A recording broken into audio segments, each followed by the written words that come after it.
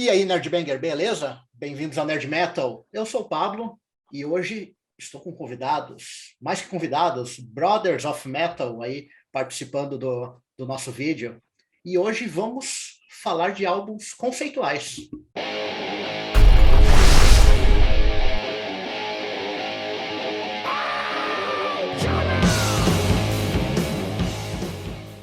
Então, galera, álbuns conceituais.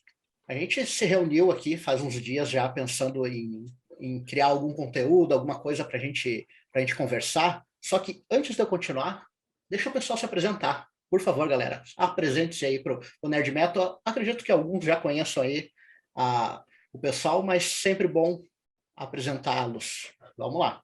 Então, pessoal, eu sou a Dani, lá do Rex and Shoes Collection, que é um canal pobrinho, que fala de bandas pobrinhas. E é um prazer enorme estar aqui, que eu sempre acompanhei, né, o Pablo no Nerd Metal, principalmente pelos vídeos, né, do Dragon e do Iron. É um canal que eu gosto muito por causa disso. E eu estou muito feliz de estar aqui com os meus amigos, né, meus crushes do YouTube. E vamos fazer aí acontecer, trazer uns álbuns bem diferentes para a gente conhecer. E obrigada, Pablo, pela oportunidade. Bom, prazer estar aqui, prazer me encontrar com o pessoal do Nerd Metal, você que acompanha o canal. Eu sou o Fábio, sou lá do Audiorama, do canal do Audiorama, um canal que também é pobrinho, embora já seja, além de pobrinho, velhinho. Já tem aí nas suas várias encarnações, como blog, como página, 10 anos, tá? E por lá eu falo um bocado, quando eu me dedico a aparecer, que tem sido meio raro, de power metal, de rock progressivo, de AOR, tá? São as coisas que eu sou apaixonado, tá? Então é uma alegria enorme estar aqui com essa turma, com esse pessoal. Os últimos dias têm sido muito legais, conversando com eles por aí em outras redes, e agradeço, Pablo, a oportunidade de falar com o pessoal do Nerd Metal. Vamos falar um pouquinho dessas histórias malucas aqui que a gente trouxe. E aí, pessoal, beleza?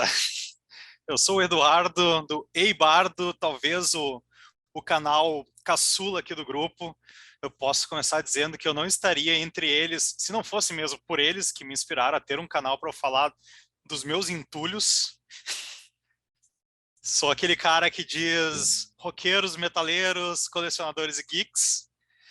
Então, um grande prazer estar aqui, poder compartilhar não somente as nossas coleções, mas também nossas ideias e tudo que a gente pensa sobre o metal, não somente o metal, mas o rock como um todo. Então vamos todos dar as mãos e estar unidos falando sobre álbuns conceituais.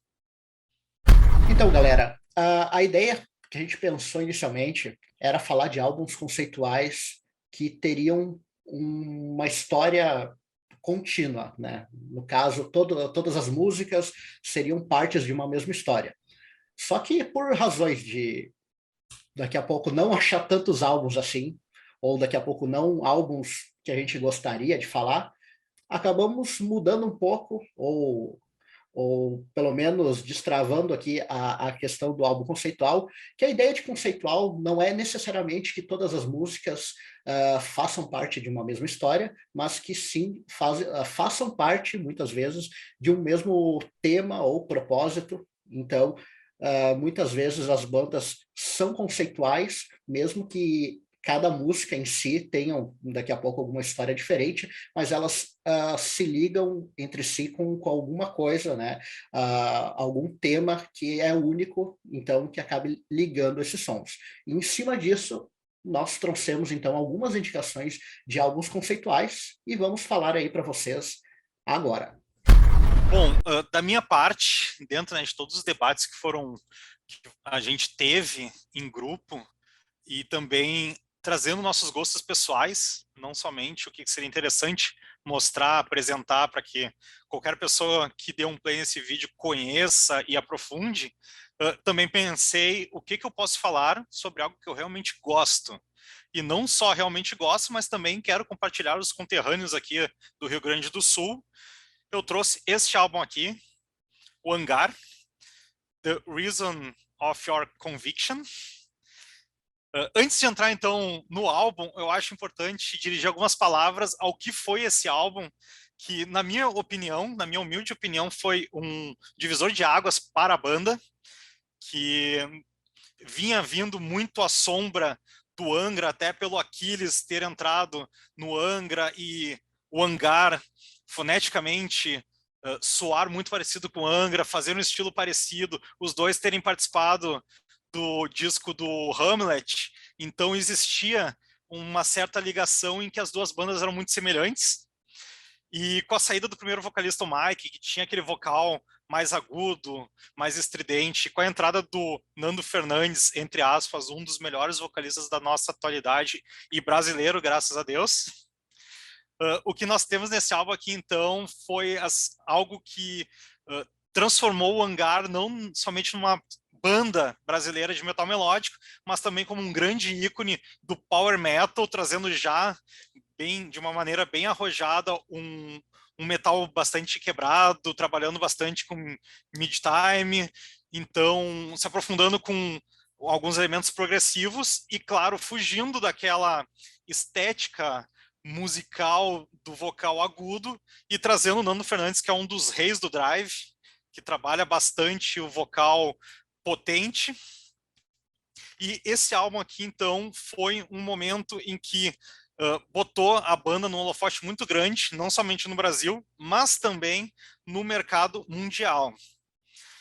Entrando, então, agora nos termos de álbum conceitual, a ideia desse álbum aqui, ele aborda um pouco uma história.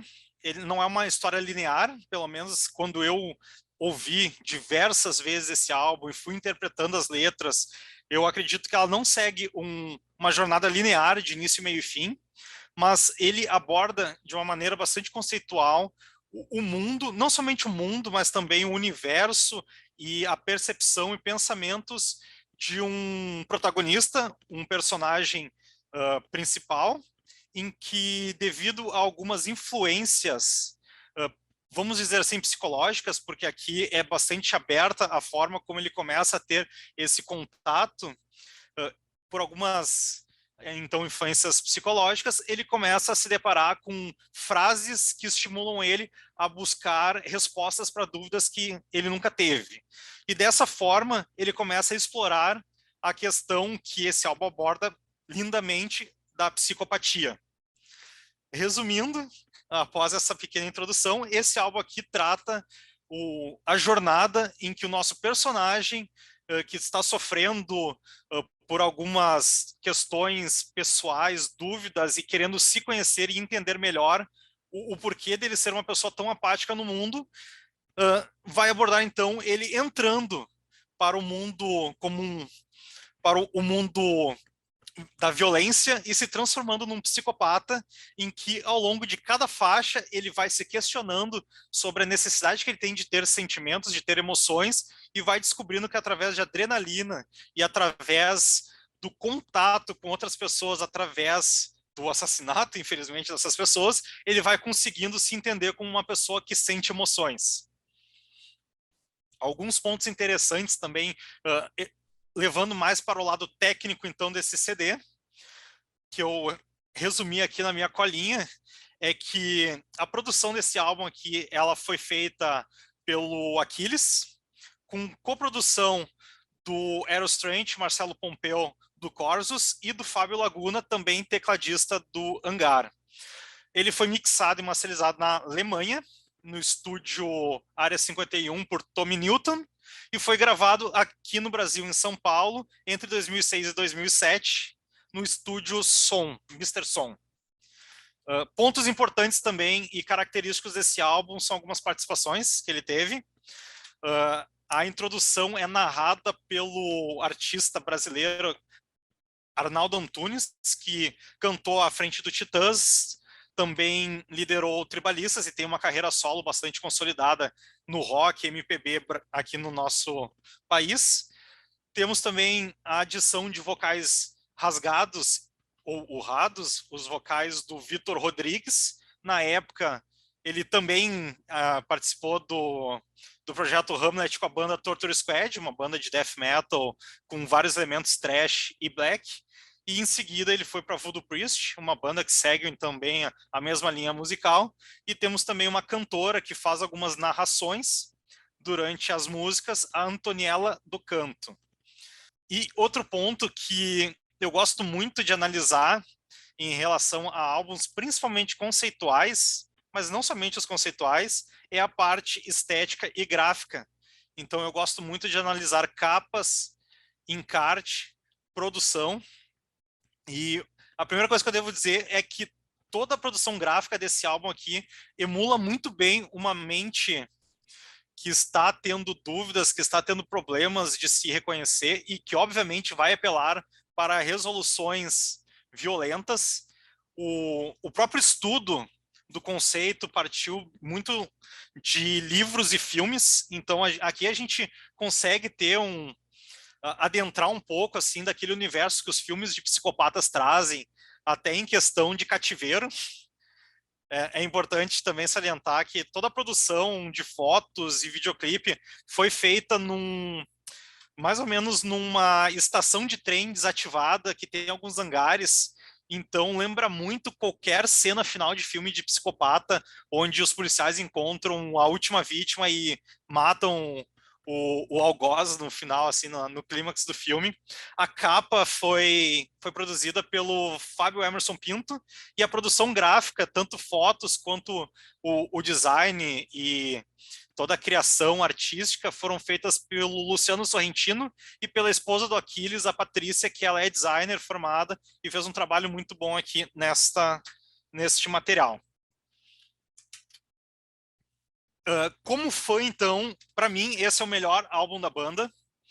Eu acho que é onde a gente encontra a banda mais motivada. Eu acho que até por ela estar num início, né, aquela questão, o início de namoro, eles ganharam um up muito grande pela entrada do Aquiles no hangar, pela entrada do Aquiles no Angra. O hangar ganhou um holofote muito grande no mercado. Eles trocaram o vocalista, estavam com um gás novo. O Nando Fernandes, como dito anteriormente, é um dos monstros que a gente tem hoje no mercado brasileiro.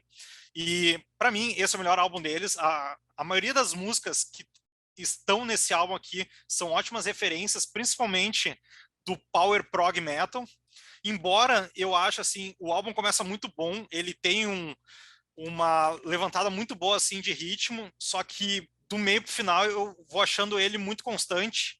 As músicas, embora todas boas, todas animadas, elas não vão tendo, assim, um grande diferencial entre elas. Mas é importante frisar que nesse álbum aqui a gente tem a tríade musical deles, que para mim talvez seja assim, ó, a melhor sequência de músicas de abertura de um CD, em que a gente começa com The Reason of Your Conviction, que já é um hit da banda, Happiness, que é talvez uma das músicas mais rápidas que o Aquiles já tocou, e a interpretação do Nando nessa música aqui é sublime. E temos talvez a melhor música da banda, na minha opinião, que é uma balada, que é Calm in the Name of Death, que eles têm um videoclipe, então pode ser encontrado no YouTube, e é uma música com mais pausada, mais cadenciada, só que igual a gente consegue entender muito bem onde está o peso e onde o Nando se aprofundou bastante assim para trazer essa interpretação bastante dolorosa dele, tentando trazer à tona e trazer à vida os sentimentos de um psicopata, tendo talvez aqui o primeiro encontro com uma vítima do personagem. Não vou falar mais sobre a letra, escutem, leiam a letra, interpretem como vocês queiram.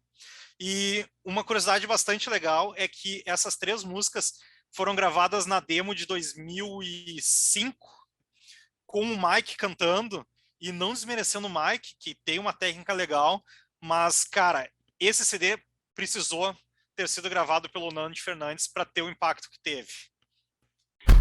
Então, pessoal, eu trouxe, depois dessa aula aqui do Bardo, eu não trouxe um álbum, eu trouxe um EPzinho pobrinho, de uma banda pobrinha, de power metal alemão, chamado Victorious.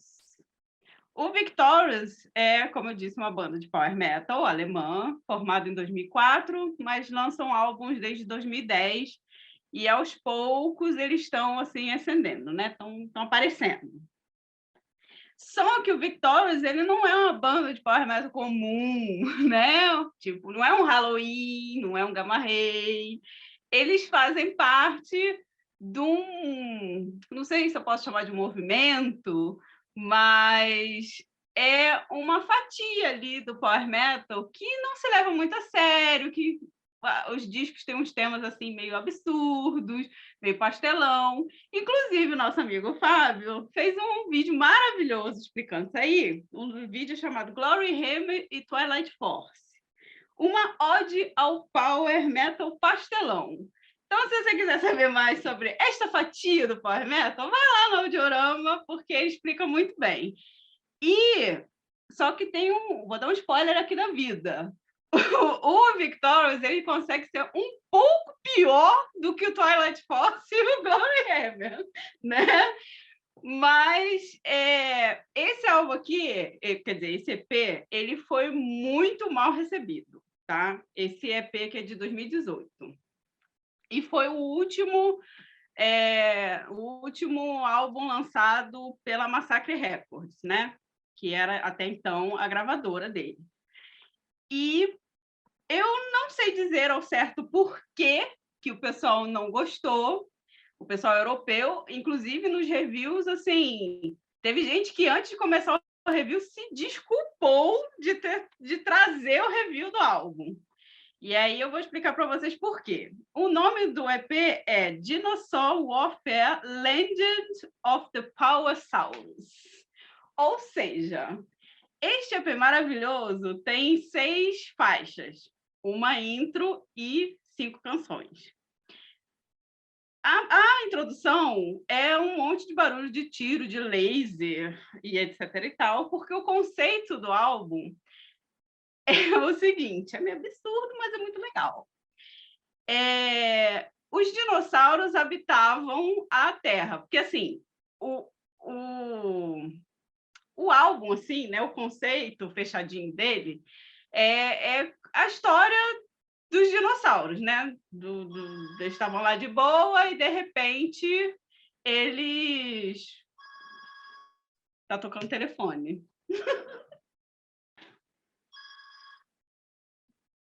Ai, como eu amo a minha família. Mas, enfim. É os dinossauros ligando. É o dinossauro soltando laser. Enfim, o EP são 6 faixas, uma introdução e 5 canções. A primeira introdução é som de tiros e lasers e tal, porque a história é meio que uma alusão ao que foi a vida dos dinossauros, né? Uma história fechadinha, bonitinha. Então, antigamente, os dinossauros eles governavam a Terra. E aí, do nada, houve uma invasão alienígena de aliens que queriam escravizar os dinossauros. Então, esses dinossauros começaram a desenvolver poderes bélicos para lutar essa guerra santa, para libertar o povo escravizado. No caso, o povo escravizado são dinossauros, né? Então, assim, a primeira faixa é sobre isso, que os dinossauros estavam aqui de boa e chegaram lá os ET já tirando onda, não deu certo. A segunda música, que é a Legend of the Powersaurus, ela é muito legal, porque assim, o som do Victorious é muito aquele power metal alemão que a gente ama, bem Halloween, bem Gamma Ray, bem do jeito que a gente gosta, bem Stratovarius mesmo, aquela coisa assim que a gente cresceu ouvindo. E nessa música, do meio para o final, eles falam é hora de morfar, e toca a musiquinha do Power Ranger. E depois eu vim a ler um pouco do Power Ranger, e alguns dos dinossauros, né, dos animais, né, não vou falar dinossauro porque nem todos são dinossauros, mas alguns dos animais que são descritos na capa são personagens do Power Rangers, né? Que é o Tigre Dente de Sabre, o Tiranossauro, o Triceratops, o Pterodáctilo e tal. Só faltou o mamute, né? Que tinha um mamute do Power Rangers que eu sei, que não é do meu tempo, mas eu sei. Essa história também contada aqui também pode ser meio que comparando a primeira temporada do primeiro Power Ranger, que também é mais ou menos isso, estava todo mundo aqui de boa, e aí caiu aquela mulher, sei lá, extraterrestre, e resolveu dominar o mundo. Aí veio o cara lá, o Zord, e falou: junta aí os jovenzinhos com garra. Aí um era o Triceratops, o outro era não sei o quê. Então pode ser isso também. Só que, enfim, vamos continuar, né? Então tem essa alusão ao Power Ranger. E as músicas, gente, são muito cativantes, porque você se diverte horrores ouvindo isso aqui. Porque parece que você está, não sei, te dá aquela sensação quando você era criança, que ia no shopping, naquela parte de jogos, que você via aquelas coisas coloridas, assim. É mais ou menos assim que você se sente. Então, tem essa canção do Power Saurus, tem a canção do Tigre Dente de Sabre, que ele tem laser, que ele voa, e ele mata todo mundo. Tem uma canção do Velociraptor, né, que é Razor Blade Raptor, que tem garras de aço e que cortam e tal de coisa. E eles lutam, né? Aquela coisa toda com os ETs, muito que bem, só que quando chega na última canção, morre todo mundo. Mais ou menos como acabam os dinossauros, né? Morre todo mundo, dá uma tristeza, mas tudo bem. Bom, a Europa, como eu falei, não topou esse disco aqui, porque achou muito infantil, achou uma bosta. Porém, o que a Europa achou isso aqui de bosta, os japoneses amaram. Tipo, isso aqui bombou no Japão de uma forma absurda. Bombou tanto que eles saíram da Massacre Records e foram para a Napalm Records. O álbum, né, o próximo desse aqui, que também é uma história absurda, com uns ninjas muito doidos. Só histórias absurdas, tá, gente? Saiu pela Napalm Records, ou seja, o Victorious está cada vez mais subindo, mas não infelizmente, não é por causa de reconhecimento na Europa. Não vou falar a Europa toda, mas assim, na Alemanha eles não, pelo menos para mim, não chega a isso. Até o Grails Knights, que eu acho que é bem mais Power Ranger do que eles, fazem mais sucesso do que o Victorious. Mas eu sei que no Japão bomba muito, esse disco é excelente, eles são muito figuras, e é um som com muito bom humor, o som é bom, eles tocam muito, muito bem. Então, assim, quem gosta de Dragon Force, Glory Hammer, Grace Knights, esses som assim, pastelão, animado, vai achar isso aqui uma maravilha. Então, eu recomendo muito, e é isso. Bom, depois de sair de psicose, né, psicopatia total, direto para o Kung Fury, para os dinossauros, da Dani, eu vou trazer ficção científica num outro estilo, né? Uma pegada para quem curte mais aqueles filmes de ficção científica ali do final dos anos 70, dos anos 80, na linha de O Sobrevivente, que é aquele filme lá com o Schwarzenegger, aquele que participa de um game show e tal. Eu sou muito fã dessas coisas, não sei se vocês curtem.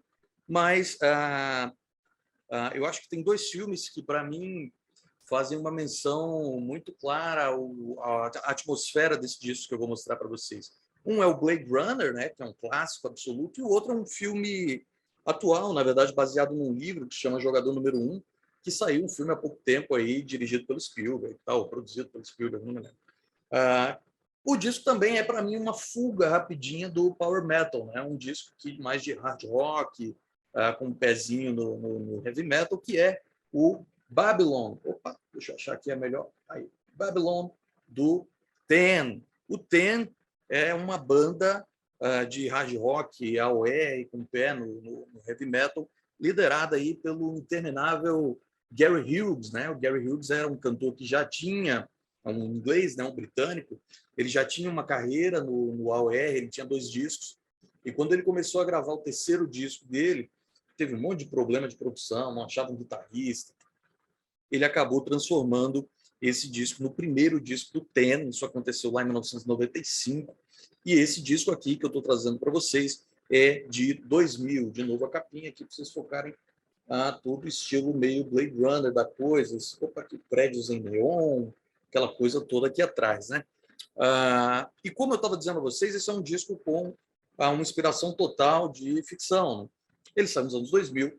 Para quem é mais criancinha, talvez não lembre, nos anos 2000 houve uma tremenda histeria no que diz respeito a questões de computação e redes, né? Havia uma teoria de que diversas máquinas seriam desligadas nos anos 2000, na virada dos anos 2000, chamava isso o bug do milênio aqui no Brasil, né? E isso promoveu uma série de histórias baseadas em redes de computador, etc. Internet que ainda era alguma coisa no começo do seu desenvolvimento público, né, geral, assim, nos anos 2000. E o Ten entrou nessa onda, né? O Gary Hughes, que é o vocalista da banda, que produz a maior parte dos discos, inclusive é um dos produtores desse disco, que também, na maior parte dos discos, toca alguma coisa de guitarra, baixo, em pelo menos algumas das músicas. Ele, que também é o compositor, bolou essa história aqui sobre redes de computadores. Então, eu vou começar pelo conceito e depois eu vou passar aqui para uma avaliação mais musical, na linha do que o Eduardo e a Dani já fizeram, né? Então, o conceito desse disco, até abrir minha colinha aqui para não falar nenhum pecado para vocês, fala de uma condição comum em histórias de ficção científica distópica, né, ou pós-apocalíptica, né? Aqui a gente está no ano de 2999, então quase na virada do outro milênio, né, para o ano 3000. A população do mundo está concentrada em pequenas cidades, né? A Terra ela foi devastada pela guerra, né, por guerras nucleares, aquela coisa toda, e a população que sobrou ela está concentrada em pequenas cidades, em pequenas organizações urbanas, em domas, né, em cúpulas, né, como lá no filme dos Simpsons, vocês devem ter assistido, fica lá numa cúpula, e nessas cidades todas as condições são digitalmente controladas, né, o clima, não digitalmente, mas mecanicamente controladas, né, o clima, a relação entre as pessoas, enfim. Como a população está muito limitada, tem um espaço muito limitado, esse espaço não pode ser desperdiçado, por exemplo, em áreas de convivência, em áreas de lazer. O que quer dizer que toda a relação, toda a interação social, todo o lazer que as pessoas têm acontece em simulações virtuais. E é aí que eu faço a relação com esse filme, com esse jogador número 1, né? Na verdade, eu lembro quando eu li o livro tempo atrás, em que todas as interações acontecem dentro de um jogo, uma espécie de Half-Life lá, né? The Sims, você tem o seu avatar e seu avatar se relaciona com os outros. Isso é o que acontece aqui na história do Ten. Essas simulações se chamam holosuites, né? Trajes holográficos, alguma coisa assim, que são criados por uma empresa chamada Cryotech. Nessa empresa chamada Cryotech trabalha o nosso protagonista, que é um cara chamado Lex Bader. Lex Bader é o protótipo do nerd, né? Ele é um cara, não necessariamente o nerd metal, né? Mas é um nerd naquele estilo mais padrão hollywoodiano, que é um cara desajeitado, inseguro, todo tímido, mas que é um absoluto gênio na programação. Ele é um dos responsáveis pela criação desses programas, dessas simulações virtuais de prazer, lazer, interação que essa empresa lança. Só para não deixar passar que o nome do disco é Babylon, porque a cidade onde mora o Lex Bader e os nossos personagens se chama Babilônia. Então não posso deixar passar esse detalhe, é óbvio. Lá na indústria onde trabalha o Lex, na Cryotech, ele conhece uma jovem chamada Jen Jarrett. Ele se apaixona pela Jen, que é uma mulher espetacular, pelo menos descrita como uma mulher espetacular, entre aí todos os modelos de idealização da mulher que são típicos do AOR, né? O AOR é aí o equivalente à poesia ultrarromântica do rock and roll, né? Então basta vocês darem uma olhada no visual da banda, né? Olha, o Gary Hughes ainda tinha cabelo, né? Tá aqui ele. Ainda tinha cabelinho, hoje em dia ele ostenta uma bela careca, assim, quase como a minha. Então tem ali suas baladas com a idealização dessa figura, dessa mulher, a Jen, que é uma mulher forte, decidida e muito bonita, que é a secretária do presidente dessa companhia, que é o Max Devlin. De alguma forma, ela se apaixona também pelo Lex, eles criam lá, começam um relacionamento, e eles vão numa festa da empresa, lá, num encontro da empresa, e eles são ridicularizados, né? O Lex é ridicularizado pelos filhos do dono da empresa, que são os vilões da nossa história, e a Jen, que eles não acreditam, pô, como é que uma mulher dessa está com um cara como você? E fazem todo aquele processo de bullying com o nerd lá, que fica super chateado, inseguro, tá, envergonhado. E a Jen, ela humilha os dois, dizendo várias coisas que a gente pode imaginar, que ele é muito mais homem do que os dois, etc. Essas coisas que a gente está acostumado a ver nas histórias. Nessa noite, eles se separam, ele deixa a Jen em casa, vai para casa, e no outro dia, a notícia nos jornais de que ela foi encontrada morta no seu apartamento, né? E aí o Lex, ele fica convencido de que ela foi assassinada pelos dois filhos do dono da empresa, e começa aí uma história trágica de vingança e ficção científica, né? Então, vingança, tragédia, amor e programação de computador, programação de hologramas virtuais. Eu não vou contar aqui o desfecho da história, mas, de fato, a confusão entre realidade virtual, o real e o virtual, né? O amor e a tragédia, aqui são as linhas tênues que me fazem também comparar muito a história aqui bolada pelo Ten, não comparar, né, mas relacionar com o Blade Runner, né, que deve ter sido uma tremenda influência aqui na cabeça do Gary Hughes. Tá? Então é uma história muito legal, divertida. Entre as faixas do disco, há alguns interlúdios narrados, que são narrados na forma de manchetes de jornal, né, manchetes de uma emissora, né? Eu não lembro bem se é TV ou rádio agora, se é que em 2999 teremos TV ou rádio ainda. Mas, tem lá a narração das notícias da cidade, desde o clima, vai nevar, a neve artificial vai começar a cair, enfim, até as notícias de morte, que serão algumas ao longo da história do disco, sem revelar exatamente, né, quem que vai viver, quem que vai morrer.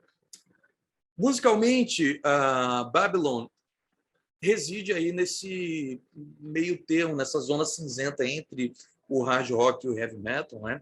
Muito mais próximo de um hard rock mesmo, mas pegando aí a linha do AOR, né? Para chamar de AOR é preciso de um asterisco aí. O Ten faz uma coisa muito única, né? O Gary Hughes, ele tem uma linha de composição muito pessoal. Pouquíssimas bandas fazem algo que possa ser comparado com o Ten. É um som muito particular. Você escuta o Gary Hughes, você sabe que é o Gary Hughes. A gente comentou algumas vezes nas nossas conversas sobre o projeto paralelo do Gary Hughes, sobre as lendas arturianas, e você sabe que é o Gary Hughes, você sabe que ele é o compositor, isso está aqui no Babylon do Ten. E a palavra-chave aqui é melodia. Assim, extremamente melódico. Tá? Os refrãos que existem aqui são muito marcantes. Eu vou citar duas músicas que são minhas favoritas, a música que abre o disco, The Stranger, e uma das últimas músicas, que é a Black Hearted Woman. São músicas que você ouve uma vez, você vai ficar cantando o refrão por uma semana. Assim, é muito chiclete, vai ficar na sua cabeça. A história, ela é assim, meio pretensiosa, uma história de amor, tragédia e internet, mas não é lá muito profunda, né? Basicamente como é, né, o AOR. Né? Não são músicas muito complexas, não são músicas muito intricadas, são músicas fáceis, são músicas simples. Você vai passar rapidinho pela história, mas é uma história realmente muito, muito cativante, tá? Como eu falei, o disco ele é produzido pelo próprio Gary Hughes. Ele foi lançado no Brasil pela Hellion, lá em 2000. Um dos poucos discos do Ten lançados no Brasil. O próximo disco do Ten vai ser lançado aqui no Brasil. E a capa do disco, agora eu botei na caixinha aqui, vai refletir, ela é criada pelo Luiz Royo, que é um pintor, né, um desenhista, um ilustrador espanhol, que fazia as capas da Heavy Metal, né, que é aquela revista de ficção científica lá, que fez muito sucesso nos anos 80, virou uma animaçãozinha, né? Tá? E ele tenta traduzir aqui um pouco da história do disco do Ten nessa capinha aqui maravilhosa. Tá? Então, uma ou duas baladinhas ao estilo AOR, para manter o coração do metaleiro quentinho e cheio de amor, mas é um disco até mais pesado do que a média, com alguns riffs pesados para o padrão do Ten, e é uma banda que eu recomendo. Se você não conhece o Ten, talvez Babylon seja o lugar por onde começar, e você vai sair aí provavelmente um apaixonado pela banda, como eu, como os meus colegas. Já estou aqui até a caráter aqui com a peita do Ten para homenagear uma banda que não tem tanto destaque nem no Brasil, nem no resto do mundo. Não é uma banda gigante como merecia ser, tá? Então, dê uma olhada. Se você gosta de Magnum, se você gosta do Bob Catley, provavelmente o Gary Hughes e o Ten vão fazer sua cabeça. Então,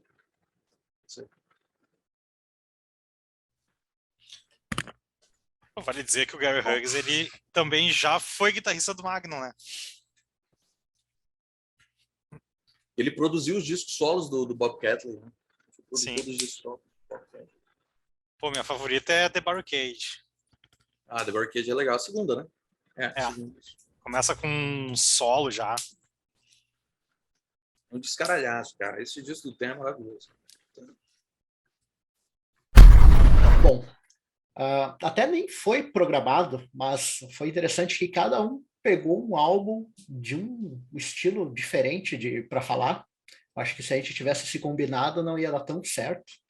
E é interessante para poder mostrar como o metal, né, e o rock é diversificado, e tu consegue ter a ideia de álbuns conceituais em qualquer vertente, em qualquer estilo. Eu acho que isso é muito interessante.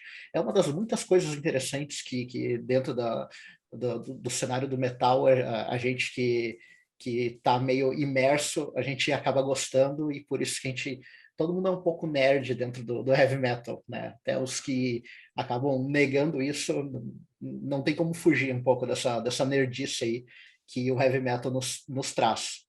E em cima, então, de estilos diferentes, eu peguei uma banda de progressive metal. Talvez um dos expoentes do metal progressivo hoje em dia, que é a banda americana Symphony X.